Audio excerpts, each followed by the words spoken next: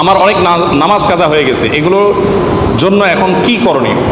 আপনি জীবনে অনেক নামাজ বাদ দিয়েছেন, এই নামাজগুলো পড়তে হবে কিনা? দুই রকমের মত আমাদের সমাজে শুনতে পাওয়া যায়, এবং ওলামা ইকরামের দুই রকম মত আছে। যে সমস্ত ওলামা ইকরামের মতে ইচ্ছাকৃত নামাজ ত্যাগ করলে কাফের হয়ে যায়, ভালো করে বুঝেন, ইচ্ছাকৃত নামাজ ত্যাগ করলে কাফের হয়ে যায় মানুষ, মানে অমুসলমান হয়ে যায়। তাদের মতে আপনি আগে যে নামাজ বাদ গেছে, পড়েন নাই, সেগুলো আর এখন পড়া লাগবে না, কারণ আপনি আগে কাফের ছিলেন, এখন মুসলমান হয়েছেন। কাফের থাকাকালীন সময় নামাজ বাদ গেলে এটা পড়া লাগে না। সূত্রটা বুঝতে পারছেন? এখন আপনি আগে কাফের ছিলেন, মুসলমান ছিলেন না, এটা মানেন কিনা?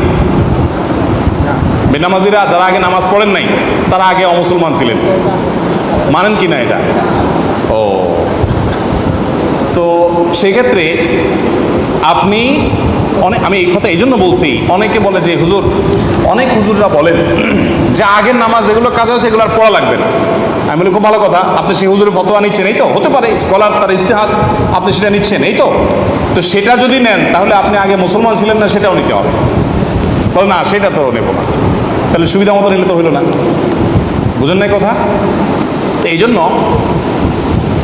যে সমস্ত ওলামায়ে কেরাম, ওলামায়ে আহনাফ এবং আরো অনেক ওলামাদের মতে, ইমামদের মতে নামাজ কেউ পড়ে না কিন্তু তার ভিতরে অপরাধ বোধ আছে যে নামাজটা পড়া উচিত, আমি নিয়মিত পড়তে পারছি না, এটা দুঃখিত, আমি পড়বো, চেষ্টা করবো, আল্লাহ, তার ভিতরে অপরাধ বোধ আছে, সে নামাজের অপরিহার্য থেকে স্বীকার করে, এই ব্যক্তি কাফের না।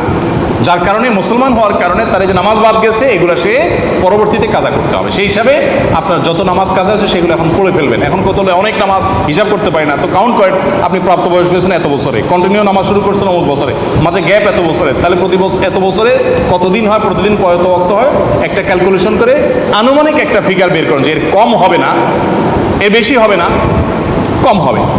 তাহলে বের করে এবার আপনি সেই নামাজটা প্রতিদিন কিছু কিছু করে পড়ে পড়ে শেষ করার চেষ্টা করুন। শেষ করতে পারেন নাই কিন্তু আমৃত্যু আপনি চেষ্টা করে গেছেন, আল্লাহ তাআলা আপনাকে মাফ করবেন, আশা করা যায় ইনশাআল্লাহ। আমাদের সমাজে মানুষ বিভিন্ন ধরনের দান সাদকা করে কিন্তু পরিপূর্ণভাবে যাকাত আদায় করে না, এদের ব্যাপারে ইসলাম কি বলে? দান সাদকা করে কিন্তু যাকাত আদায় করে না, এই টাইপের মানুষ অনেক আছে আমাদের দেশে। এটা হলো গাছের গোড়া কেটে আগে পানি দেওয়ার মতো, শুধু দান সাদকা করে কেন? এই যে হজের মৌসুম আসছে, দেখবেন 7 লাখ 8 লাখ টাকা খরচ করে হজ করতেছে, এদিকে শ্রমিকের বেতন দেয় না, আছে না নাই? অনেক লোক আছেন এরকম যে নিজের অধীনস্থদের পাওনা টাকা দিচ্ছে না, বা পার্টির টাকা ঝুলিয়ে রাখছে, বছরকে বছর ঘুরাচ্ছে, দিচ্ছে না পাওনাদারকে, অথচ তিনি কি করছেন? তিনি হজ করে বেড়াচ্ছেন, মক্কা চলে যাচ্ছেন। এগুলো গাছের গোড়া কেটে আগে পানি দেওয়ার মতো। আপনার পরে জাকাত ফরজ হলে আপনি জাকাত আগে আদায় করবেন, এরপরে আপনার তৌফিক থাকলে আপনি দান করবেন নফল দান। নফল দান কখনো জাকাতের বিকল্প হতে পারে না, এবং যার জাকাত ফরজ তিনি জাকাত না দিয়ে নফল দান করলে সেটা তার জন্য জায়েজ নাই, তার জন্য কাজ হলো জাকাত আদায় করা। এটা হলো লুঙ্গি খুলে পাগড়ি পরার মতো আর কি। লুঙ্গি খুলে যদি কেউ পাগড়ি পরে সওয়াব হবে না গুনাহ হবে? লুঙ্গি যদি খুলে ফেলে তাহলে তো 70 টাকা ফরজ, ওইটাই তার বাদ হয়ে গেল, এবার সে পাগড়ি পরে কিসের সওয়াব কামাই করবে? ঠিক একইভাবে ফরজ জাকাত না দিয়ে আপনি নফল দান করছেন। অনেক লোকরা দেখবেন তার টোটাল অ্যাসেট কত, জাকাত কত আসে, কোনো ক্যালকুলেশন নাই, উনি 2 হাতে দান করে, কোনো মানে নাই। আপনি হিসেব করবেন আগে যে আমার টোটাল অ্যাসেট জাকাত এবল কিনা, থাকলে জাকাত এবল সম্পদ কত আছে, সেটা আমি কতটা দিচ্ছি না দিচ্ছি হিসাব থাকবে, এরপরে অতিরিক্ত আমি দিলে দেবো, না দিলে নাই, কিন্তু আমার জাকাতটাই আমি আগে দিলাম না, আর এদিকে আমি দান করে বেড়ালাম, কোনো মানে হতে পারে না। পাইরেটেড সফটওয়্যার ব্যবহার করা কি যাবে? খুব দরকারি এবং গুরুত্বপূর্ণ একটা প্রশ্ন। আমরা যে সমস্ত সফটওয়্যার ব্যবহার করি প্রায় সবই পাইরেসি, তাই না? Pirated software. এই আসল সফটওয়্যারগুলোকে চর্যবৃত্তি করে, নকল করে, বিভিন্নভাবে আমরা যে ব্যবহার করি না কিনে, এটা জায়েজ তখন হতে পারে যদি কর্তৃপক্ষের সেটার ব্যাপারে অনুমোদন থাকে, আর যদি অনুমোদন না থাকে তাহলে এটা জায়েজ হবে না। কারণ একটা জিনিস, আপনি একজন একটা সফটওয়্যার তৈরি করেছেন, এটা তার সম্পদ, তার অ্যাসেট, তিনি এটা আপনার কাছে বিক্রি করবেন, অথবা আজকাল যেভাবে বিক্রি হয় এটাকে মানে লং টার্মে ভাড়া দেওয়া বলা যেতে পারে, বিক্রি না বলে, বা যাই হোক যেটাই বলি না কেন, বিক্রি করলেন। তো বিক্রি করার পর আপনি সেটা ব্যবহার করলেন, এবার কেউ সেটাকে নকল বের করে বা পাইরেসি করে আপনার সেটাকে তৈরি করলো, আপনি এবার সেটা পাইরেটেডটা ব্যবহার করলেন, তাহলে সেক্ষেত্রে আপনি মূল প্রস্তুতকারী প্রতিষ্ঠানের জন্য তাদের ক্ষতি করলেন, এবং তাদের সম্পদটাকে আপনার চোর চুরি করে বিক্রি করলে যেরকম হয়, এবং সেখানে কিনতে গেলে যেরকম সুবিধা, অবৈধ সুবিধা নেওয়া হয়, ব্যাপারটা সেরকম হবে। এক্ষেত্রে আমি একটু চেষ্টা করছিলাম কয়েকটা সফটওয়্যার কোম্পানির সাথে যোগাযোগ করা। আমার অফিসের একজনকে দায়িত্ব দিয়েছিলাম যে কয়েকটা সফটওয়্যার কোম্পানির সাথে যোগাযোগ করে দেখো যে আমাদের দেশে অনেক সফটওয়্যার আছে, এগুলো কোম্পানি বিক্রির সিস্টেমই রাখেনি। তো তাদের কাছে যখন জিজ্ঞেস করা হয়, তখন বিশেষ করে কিনতে চাওয়া হয়, তখন কোনো সদুত্তর বা সেখানে পরিষ্কার কোনো ধারণা দেওয়া হয় না। এরকম কয়েকটা ক্ষেত্রে পাওয়া গেছে। সেখান থেকে আমি একটা ধারণা পেলাম যে হয়তো অনুন্নত দেশ কিংবা পিছিয়ে থাকা দেশ বা থার্ড ওয়ার্ল্ডের কোনো কান্ট্রি যদি হয়, অনেক সফটওয়্যার কোম্পানি সেখানে পাইরেসি হয়, তারা জানে সেখানে তাদের অরিজিনাল সফটওয়্যার বিক্রির অপশন অনেক সময় রাখে না।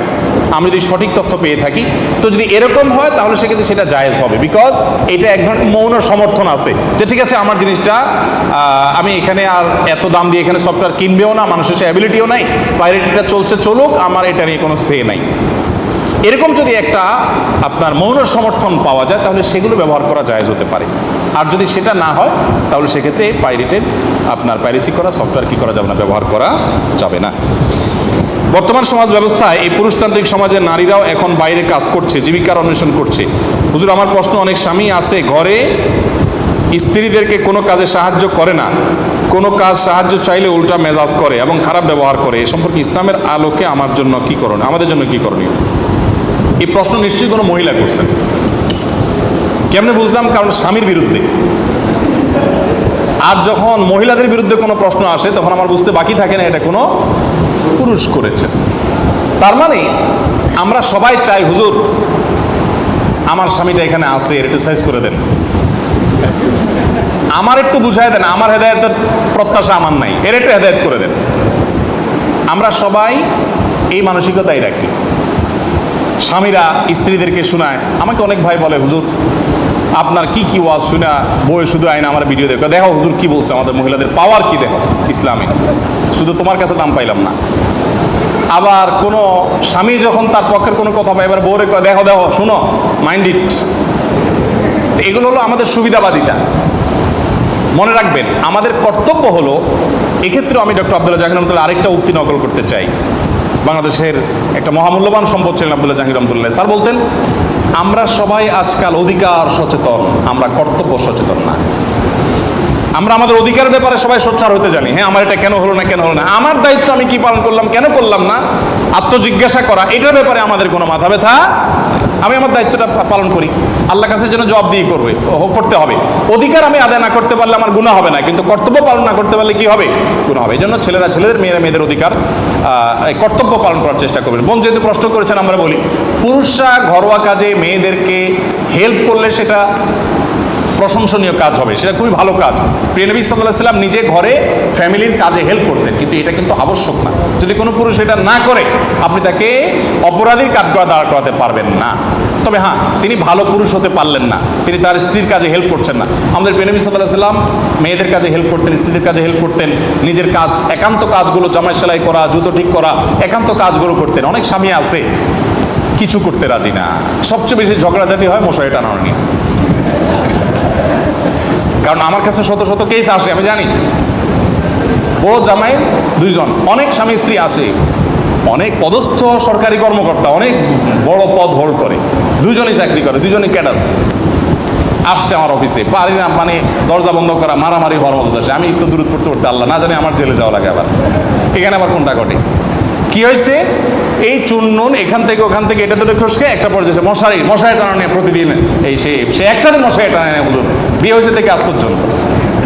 এবং এই টাইপের কথা প্রায় শোনা যায়, এবং অনেকে হাসতে হাসতে বলে হুজুর এইটা নিয়ে সবচেয়ে বেশি বাদে। বউ চায় যে তুমি স্বামী তুমি একটু 2-1 দিন টানো, আমি হাতের কাজটা করছি, বাচ্চা ঘুমাচ্ছে, মশা কামড়ায়, মশারি টানা না, মশারি আমি টানাবো না, ছোট একটা কাজ। তো আসলে পুরুষ হিসাবে এটা একটা দোষ যে ঘরোয়া কাজে কোনো হেল্প আমরা অনেকে করতে চাই না। প্রিয় নবী সাল্লাল্লাহু আলাইহি ওয়াসাল্লাম এটা করতেন এবং এটা করা সুন্নাহ। আবার ওই যে মেয়েরাও আপনার ওই সুন্নাহটাকে ফরজ বানায় দিয়া, হ্যাঁ রাসূল সাল্লাল্লাহু আলাইহি ওয়াসাল্লাম ঘরোয়া কাজ করছে, তুমি কোন লাট হয়ে গেছো, কিছুই করো না, এরকম আমরা করবো না। যত সময় সবাই যার যার দায়িত্বটা পালন করার চেষ্টা করবো ইনশাআল্লাহ।